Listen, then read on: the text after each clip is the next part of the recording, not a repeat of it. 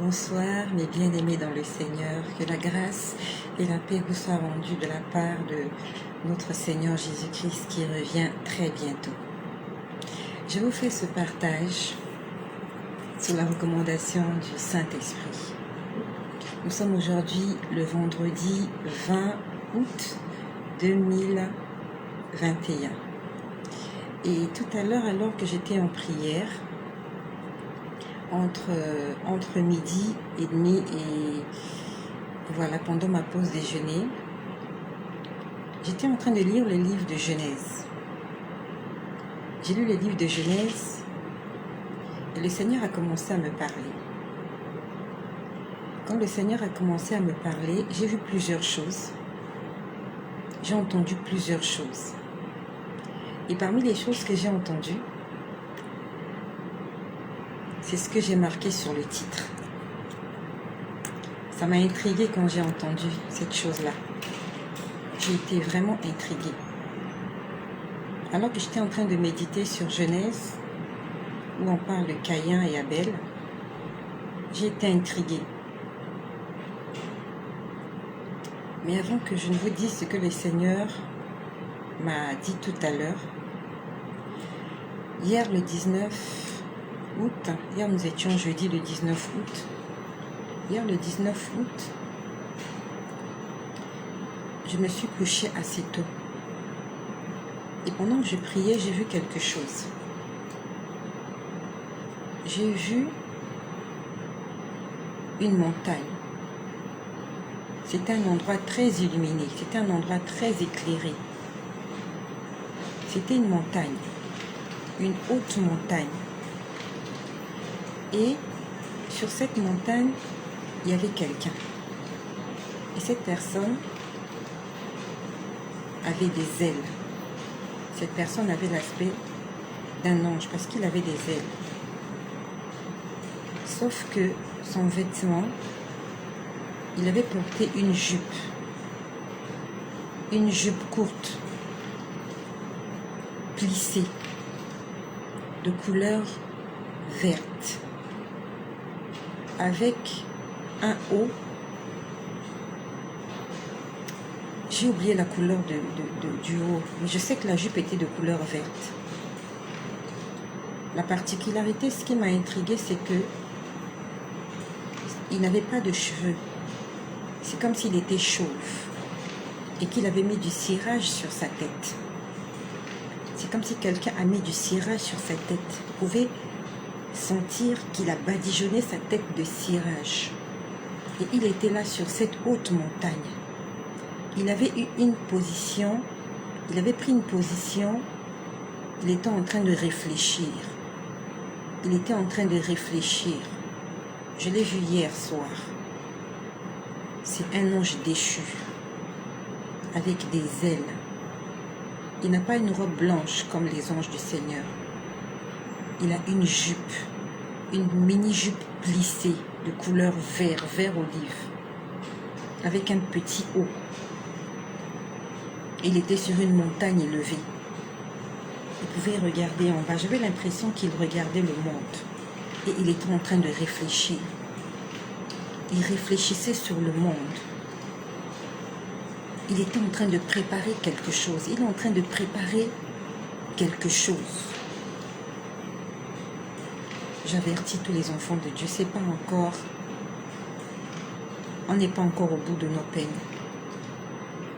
Attention, on n'est pas encore au bout de nos peines. J'ai vu un ange déchu hier.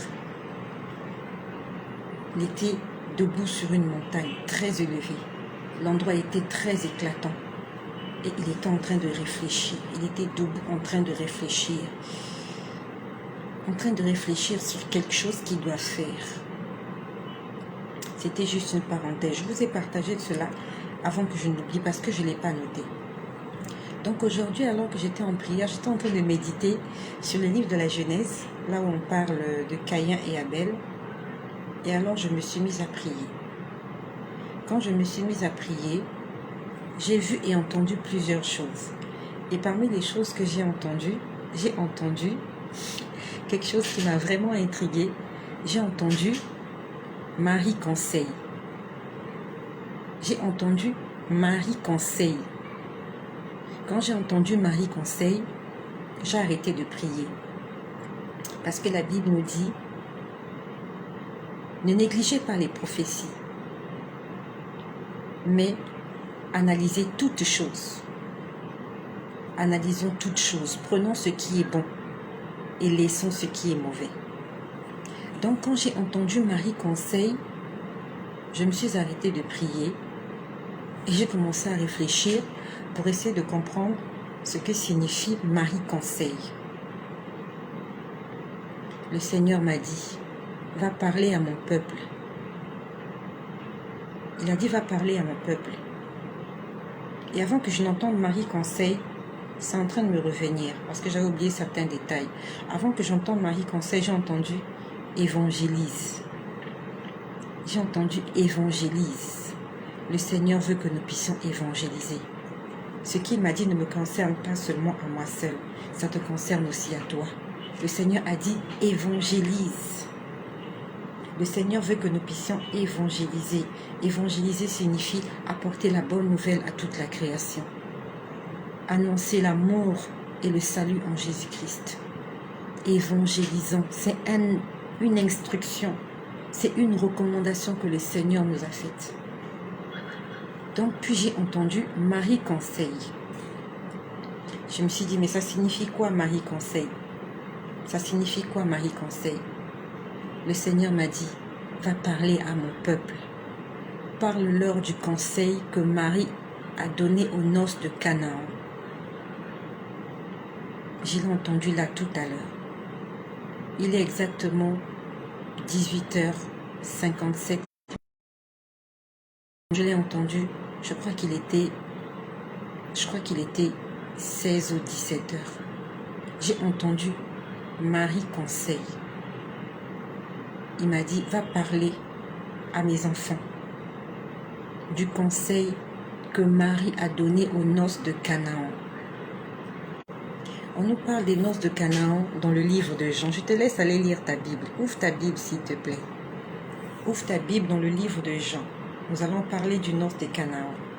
Dans le livre de Jean au chapitre 2, on nous dit qu'il y avait un mariage et que Jésus et ses disciples étaient invités à ce mariage.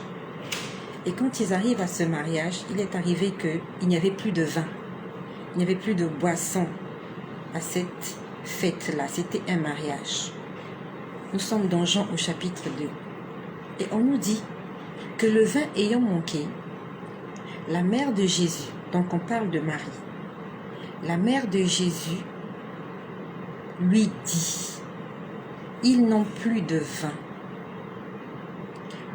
Au verset 4, on dit, Jésus lui répondit, femme, qu'y a-t-il entre toi et moi? Il manque du vin dans une fête. Plus rien à boire. À la limite, la fête va s'arrêter. La joie va s'arrêter. Marie vient voir Jésus. Elle dit, ils n'ont plus de vin. Et Jésus répond, femme. Jésus l'appelle femme. Jésus ne l'appelle pas mère. Jésus l'appelle femme. Qui dira. Donc, Marie, que Jésus a appelée femme, est allée dire aux serviteurs, dites, faites ce qu'il vous dira. Et il y a une version qui dit, écoutez-le. Donc Marie parle aux gens. Elle dit, écoutez-le. Donc c'est à Jésus que revient la dernière décision. Est-ce que la fête va continuer ou pas? Est-ce que les invités seront satisfaits ou pas? Aujourd'hui, nous avons une doctrine qui nous dit que nous devons adresser nos prières à Marie. Marie les prend, les amène à Jésus. Mais lorsque nous lisons dans Jean, au chapitre 2, Jésus dit, femme, qu'y a-t-il entre toi et moi? Marie a remarqué quelque chose et elle allait demander à Jésus d'intervenir. Jésus lui pose la question, qu'y a-t-il entre toi et moi? Et il a fallu que Marie aille voir le serviteur. Et elle a dit au serviteur, allez voir Jésus et faites ce qu'il vous dira. Il y a une version qui dit, écoutez-le. Et Jésus leur dit, prenez de l'eau, mettez dans des bassins. Et Jésus a fait son premier miracle, il a changé l'eau en vin. Aujourd'hui, Jésus veut parler à quelqu'un qui a besoin d'aide. Tu es peut-être comme ce jeune couple qui se mariait. Au départ, il y avait la joie. Puis après, il manque du vin à ton mariage. Au départ, tu avais une vie décente. Les choses allaient bien. Et il est arrivé que les choses n'aillent plus bien. Jésus te dit qu'il peut changer l'eau en vin. Ta vie qui n'a pas de goût, il peut lui donner un goût. Ta vie qui n'a pas de sens, Jésus peut donner un sens à ta vie. À une condition, que tu fasses ce qu'il te dirait. Tu peut-être ici, tu m'écoutes, tu fais tes prières à Marie. Aujourd'hui, Marie te voit et elle t'envoie un message. Et le message que Marie t'envoie, c'est dans le livre de Jean au chapitre 2. Marie te dit, fais ce que Jésus dira. Marie te dit, écoute-le. Ce n'est pas Marie qui a opéré le miracle. Marie n'a jamais fait de miracle. Elle a juste été sollicitée pour mettre Jésus au monde. Et cette Marie-là te dit, fais ce que Jésus te dira.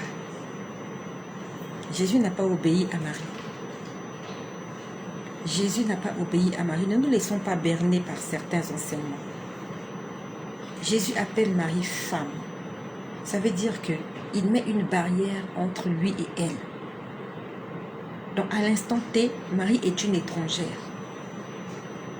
Tu ne peux pas appeler ta mère femme. Une maman, on l'appelle mère. Une mère, on l'appelle maman. Pourquoi donc Marie, lorsqu'elle vient voir Jésus, Jésus l'appelle femme? C'est pour lui dire, pourquoi interviens-tu? C'est pour lui dire que dans cette histoire, tu n'as pas ta part. Tu es une étrangère, tu es une intruse. Marie était l'intruse. Elle était l'élément gênant. Jésus a fait le miracle lorsque les serviteurs sont venus vers lui. Va bien lire ce passage. Si les serviteurs n'étaient pas allés vers lui, Jésus n'allait rien faire. Jésus a donné des instructions à ceux qui étaient en train de servir. Jésus n'a pas donné d'instructions à Marie. La seule chose qu'il a dit à Marie, « Femme, qu'y a-t-il entre toi et moi ?» Jésus aimerait parler directement avec toi. Jésus aimerait parler directement à un serviteur de Dieu, à une servante de Dieu. Il a des instructions à te donner. Il leur dit, remplissez d'eau ces vases. Et ils les remplirent jusqu'au bord. Ce n'est pas Marie qui a rempli. Ce sont les serviteurs. Ce sont les invités. Il y avait des gens qui étaient là. Et ce serviteur-là, c'est toi. Cette servante-là, c'est toi et moi. Jésus a une instruction à nous donner afin qu'il puisse faire un miracle. Est-ce que tu vas obéir à Jésus ou pas? Ou tu vas obéir à Marie, qu'on appelait femme? Jésus l'appelle femme. Le seul passage de la Bible où Jésus appelle mère, c'est sur la croix. Le problème chez nous, c'est que nous ne lisons pas la Bible. Nous aimons écouter les prédications et les enseignements. Nous aimons écouter seulement la messe. L'Ancien Testament, le Nouveau Testament nous enseigne. Sauf que nous ne lisons pas. Nous voulons que les autres lisent et viennent nous apprendre et nous expliquer ce qu'ils ont compris. Va lire le Nouveau Testament, mon ami. Il n'y a qu'un seul passage de la Bible. Le Nouveau Testament, il y a plusieurs livres. Il n'y a qu'un seul passage dans la Bible, là où Jésus a appelé Marie mère. C'était à la croix. Et pourquoi il appelait Marie mère ce jour-là? Parce qu'il était devenu un pécheur. La Bible nous dit qu'il a porté sur lui nos péchés, nos infirmités, nos maladies. Sur la croix, Jésus représentait toute la nature pécheresse de l'homme. Il était devenu pécheur à la croix. Il était devenu un vulgaire homme, comme toi et moi. Il était privé de la gloire de Dieu sur la croix. Parce que lorsque Dieu le regardait, Dieu ne voyait plus son fils, il voyait un pécheur. C'est pour ça qu'il a dit, Père, Père, pourquoi m'as-tu abandonné? Dieu ne le regardait plus parce qu'il sentait le péché. Dieu a horreur de l'odeur du péché. Lorsque tu pêches, Dieu a horreur de cette odeur que tu ressens. C'est pour ça que Jésus à la croix, ayant pris les péchés du monde entier, Jésus à la croix, il était un adultère. Il était meurtrier. Il était menteur. Il était voleur. Il était escroc. Il était tout ce qu'il y a de plus mauvais sur terre. C'est pour ça que Dieu s'était retiré de lui. Et c'est comme ça que Dieu se retire de chaque personne qui vit dans le péché. Dieu ne s'est pas retiré juste par plaisir. C'est parce que Jésus était en train de représenter tout le péché de l'humanité. La Bible nous dit que Dieu n'exauce pas les pécheurs. Et Jésus sur la croix était un pécheur. C'est pour ça que lorsqu'il a regardé Marie, il pouvait dire, cette femme-là, elle est pécheresse comme moi. Nous sommes au même pied d'égalité. Nous sommes des pécheurs, alors je l'appelle mère. Mais avant que Jésus ne soit sur la croix, il n'avait jamais appelé Marie mère. Parce qu'avant que Jésus ne monte sur la croix, Jésus était 100% Dieu, 100% homme. Mais lorsqu'il était à la croix, il avait perdu sa divinité parce qu'il était devenu pécheur. Est-ce que tu vas continuer à faire ta prière à cette femme pécheresse? Dans Luc, dans Marc, dans Matthieu, dans Jean, va lire. Jésus n'avait jamais appelé sa mère maman, ni mère. Une fois, les disciples sont venus le voir pour lui dire, Seigneur, ta mère et tes frères te cherchent. Il leur a dit, qui est ma mère? Et qui sont mes frères? N'est-ce pas ceux-là qui font la volonté de mon Père? Suis le conseil de Marie. Un jour, le Seigneur te le redemandera. Il te dira, pourquoi tu as fait tes prières à Marie? Pourquoi tu as obéi à Marie alors que Marie a dit à ses serviteurs-là, aux noces de Canaan, faites ce qu'il vous dira. Fais ce que Jésus te demande de faire. Écoute sa parole. Obéis à ses commandements. Chapitre 14 au verset 6. Jésus dit, je suis le chemin. Je suis la vérité. Et je suis la vie. Nul ne vient au Père que par moi.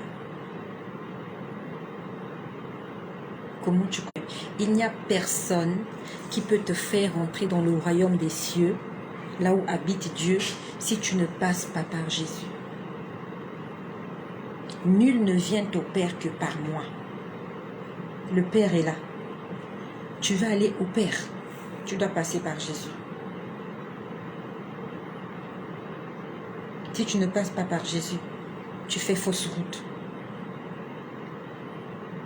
Personne n'entrera au ciel s'il ne passe pas par Jésus. C'est ce que ce verset signifie. Il y a des prières qu'on nous a données de réciter. Je vous salue Marie, pleine de grâce. Va lire ta Bible. Va chercher cette prière dans ta Bible.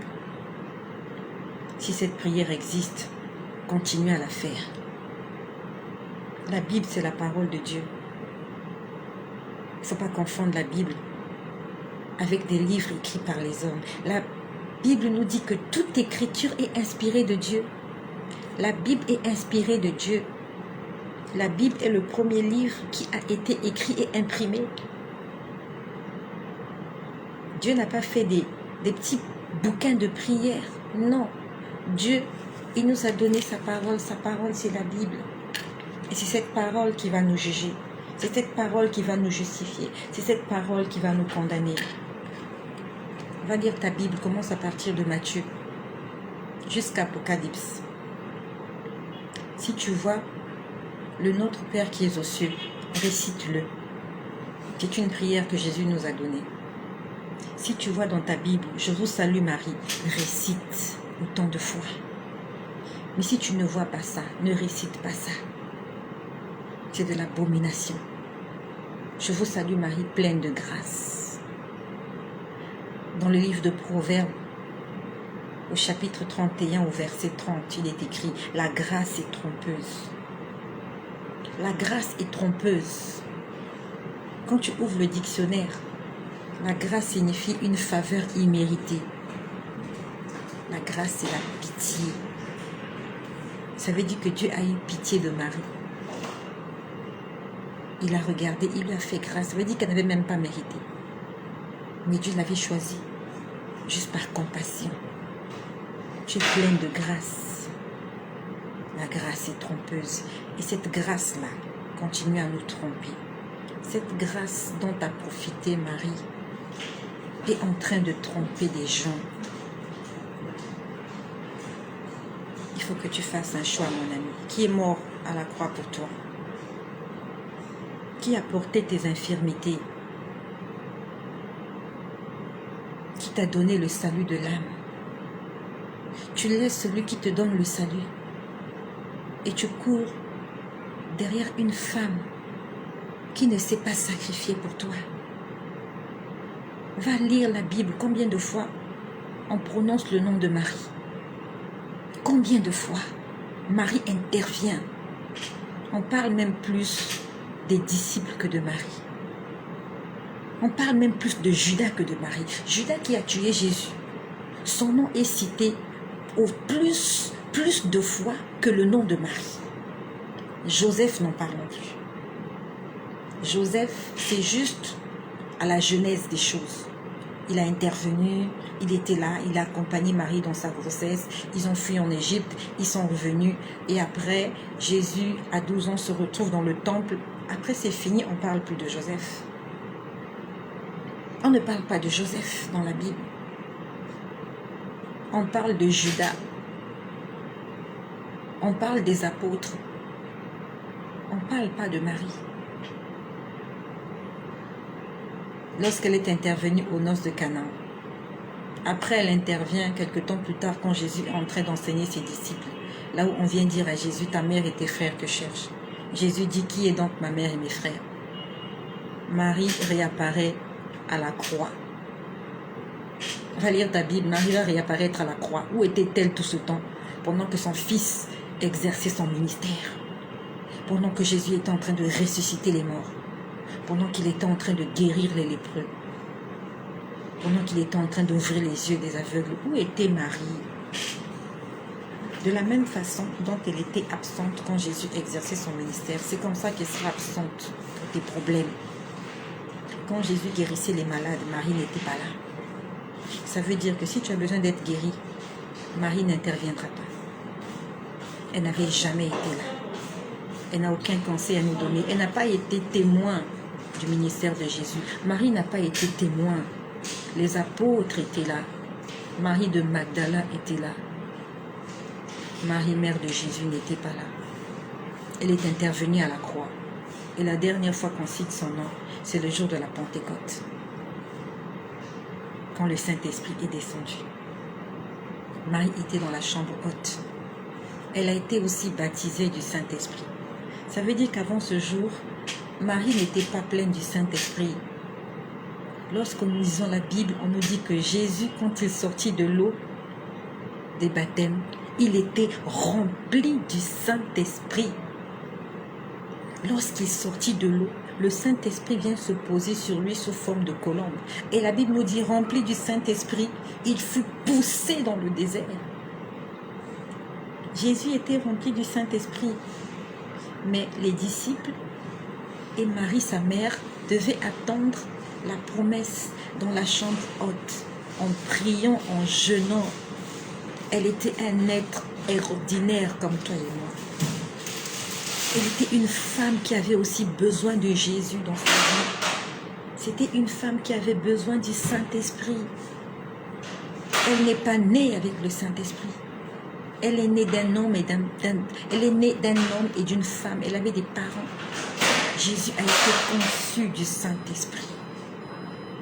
À 12 ans, il prêchait dans les synagogues. Marie n'a jamais prêché. Va lire ta Bible, Marie a prêché où? Marie a fait quel miracle? Marie a guéri qui? Marie a ressuscité qui? Qu'est-ce que Marie a fait? Marie n'a rien fait. Dans la Bible, elle n'a rien fait. Et tu crois qu'aujourd'hui, elle peut faire quelque chose pour toi? Tu es sûr? Tu laisses Dieu, tu laisses le Fils de Dieu, tu vas t'accrocher à une femme qui n'a opéré aucun miracle. Et tu prends toute ta foi, tu donnes en cette femme-là. Elle n'a opéré aucun miracle. On ne sait pas là où elle est morte. On ne sait pas qu'est-ce qu'elle est devenue. Jésus, on sait ce qu'il est devenu. On nous parle de toute sa vie. Tout ce qu'il a fait est écrit. La seule chose qui n'est pas écrit, c'est la nourriture qu'il mangeait. La seule chose qu'on n'a pas écrit dans la Bible concernant Jésus, c'est la nourriture qu'il mangeait. C'est quel genre de nourriture qu'il aimait. Mais on nous disait, il partit à Capernaum, il est allé en Galilée, il est allé. Dans toutes les villes où Jésus est parti, on a écrit le nom de toutes ces villes-là. Qu'est-ce qu'on a dit sur Marie? Pourquoi donc nous ne voulons pas la vérité? Pourquoi nous nous laissons berner par les hommes? Va chercher toutes les prières que tu récites là dans la Bible. J'aimerais que tu mettes d'abord tous ces livres que tu as de côté. Va lire la Bible. Si tu veux mémoriser la Bible, mémorise-la. Mais ne te fie pas à ce que les hommes te disent.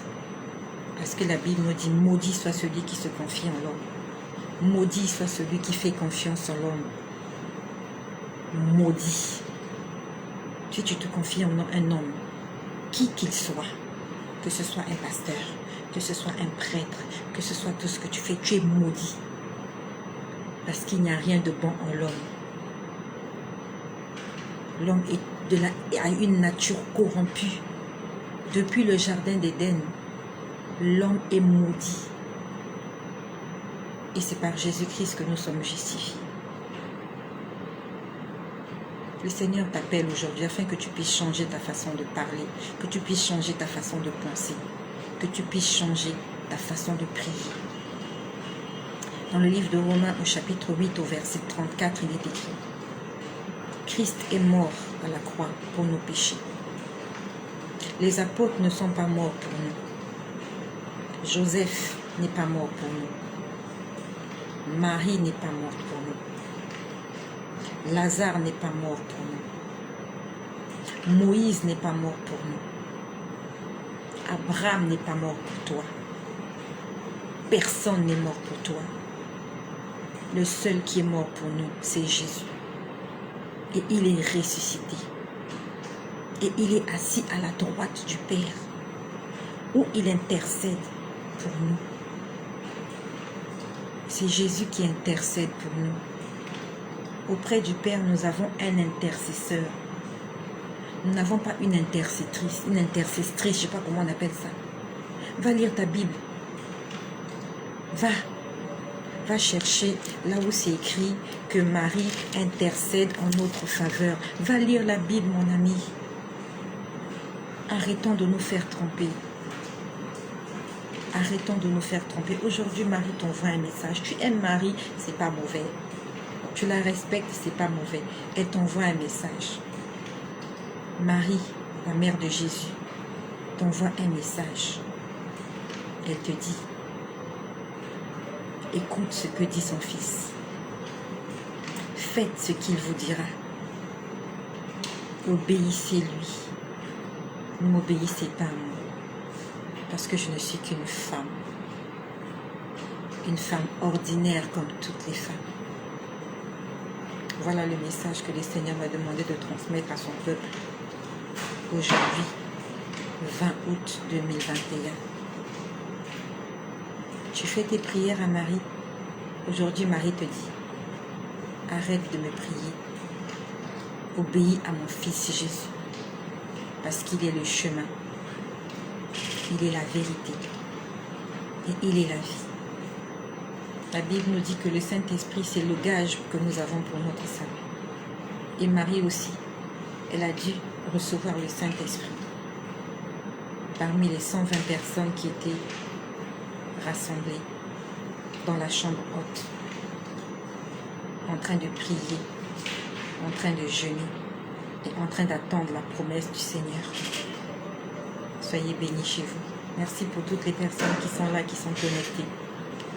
Merci de ce que tu vas envoyer ce message à quelqu'un. Quelqu'un qui a besoin d'entendre cela. Si tu as été béni, ne le garde pas pour toi-même. Envoie-le à quelqu'un, afin que le nom de Jésus-Christ soit glorifié. Et surtout, n'oubliez pas, je vous ai dit que j'ai vu un ange hier, un ange déchu. Il était sur une montagne très élevée. Cet endroit était très éclairé. Il était en train de réfléchir. Il avait une réflexion obscure. Vous voyez, quand quelqu'un s'apprête à faire un coup, il est en train de réfléchir. Comment je vais faire pour les avoir encore?